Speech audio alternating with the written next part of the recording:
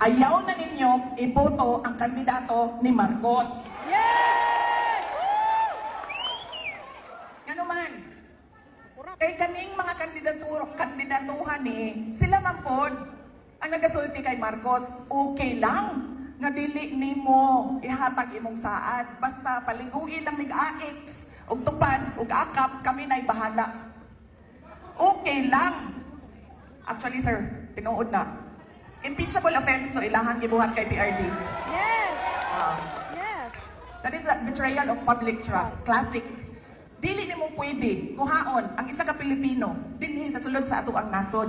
Unya dadon nimo isakay nimo og airplane, dadon nimo sa lain nasod ug ihatag nimo sa dayuhan niya. Mingon ka ikulong na siya. Dili na siya pwede. Ang tawag ana sa international law, extraordinary rendition. It's a crime. Dili na siya pwede mo nang kanang ginaingon nimo nga impeachable offense. Tama gina siya, sir. Yes. Siya dapat ang i-impeach. Sayang ibuhat kay President Duterte. Yes.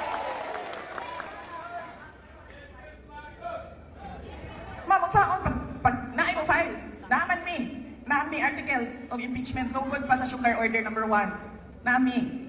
Naka-ready na siya, ma'am. Pero ma'am, grabe ka ayaw bayaran dito sa sulod.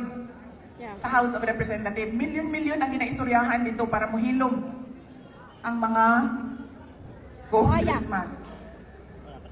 Nga naman, kaning mga kandidatuhan ni Marcos, sila man nagsulti. Okay na. Ayaw na nang ihatag ang 20 pesos per kilo. Ayaw na nang saan din mo. Paliguin lang may akap AX. Okay na mi. Kami na'y bahala o pagpahumot ni mo. Okay na imuhang pagdruga din ha. Kadugo-dugo na imuhang.